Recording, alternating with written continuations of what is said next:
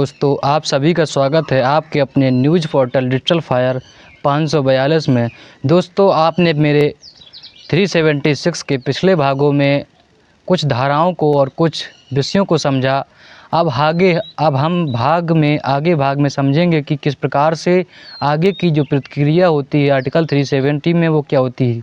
IPC section 377 में दोस्तों जमानत का प्रावधान समझिए कि क्या होता है। जो आईपीसी सेक्शन 376 होता है उसमें हमको जमानत का प्रावधान समझना होगा क्या होता है। आईपीसी सेक्शन 376 में बलात्कार करने का अपराध माना जाता है, इसलिए वह अपराध एक गैर जमानती नॉन बेलेबल अपराध बन जाता है। ऐसे अपराध को बहुत ही संगीन और ख़तरनाक अपराध के रूप में देखा जाता है, जिसमें दोषी पाए जाने पर व्यक्ति को कठोर सज़ा दी जाती है दोस्तों। इसलिए धारा 376 में रेप क्राइम में आरोपी को जमानत मिलना बहुत ही दोस्तों मुश्किल हो जाता है। और अब हम आगे समझेंगे कि किसी भी प्रकार से समझौते कि ये लायक मामला दोस्तों नहीं होता है। मतलब कि हम जो 376 होता है वो किसी भी तरह से मतलब कि मामला बहुत ही गंभीर होता है, उसे हम सॉल्व नॉर्मल तरीके से नहीं कर सकते हैं। उसमें नॉर्मल तरीके से समझौता होना अनिवार्य दोस्तों नहीं है।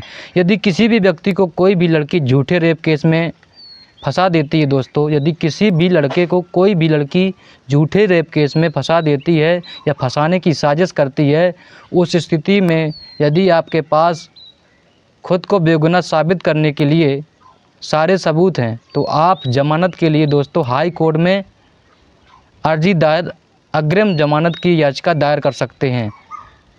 अब हमें समझना होगा क्या जो धारा 376 होती है वो पत्नी पर लगती है।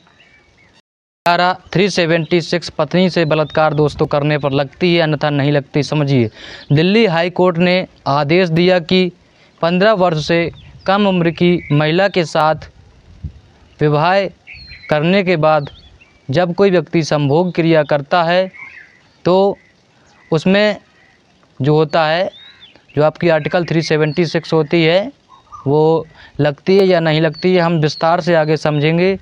तो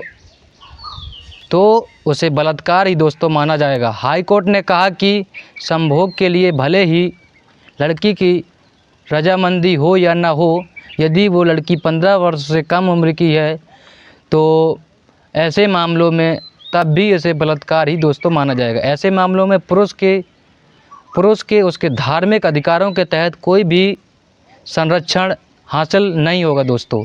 और अधिकारियों के तहत तत्कालीन मुख्य न्यायाधीश A.K. सीकरी की अध्यक्षता बनी वाली 3 सदस्यीय पीठ का दोस्तों जो फैसला आया था कि संभोग आईपीसी की धारा 376 तहत एक अपराध है। इस कानून के विषय में कोई अपवाद नहीं हो सकता है और इसे सख्ती से लागू किया जाना चाहिए। यदि संबंध आपसी सहमति से बना है तो बलात्कार की श्रेणी में नहीं माना जाएगा। और बॉम्बे हाई कोर्ट आपने एक आदेश में कहा था कि अगर कोई शिक्षित और 18 वर्ष से दोस्तों अधिक उम्र की लड़की रिलेशनशिप में किसी पुरुष के साथ अपनी सहमति से संबंध बनाती है तो रिश्ते खराब होने के बाद वह उस व्यक्ति पर बलात्कार का आरोप नहीं लगा सकती है। कोर्ट ने यह भी कहा कि चूँकि आपने समाज में यौन संबंध बनाना सही नहीं माना जाएगा, तब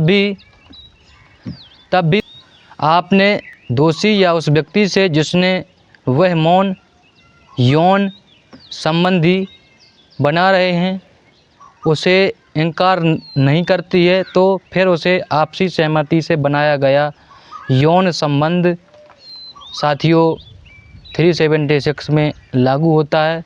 तो सभी सम्मानित देशवासियों को मेरा अनुरोध है कि आप लोग डिजिटल फायर पोर्टल को सपोर्ट करें और सहयोग करें तन मन धन से। साथियों, सोशल मीडिया ही बहुजन मीडिया है, इसको आप सभी को ताकतवर बनाना है और लाल कलर का बेल आइकन होगा उसको प्रेस करें और जो डिजिटल फायर पोर्टल है उसको सब्सक्राइब करें। सब्सक्राइब करने में दोस्तों आपका कोई भी पैसा रुपया नहीं लगता है। नमस्कार, जय हिंद, वंदे मातरम।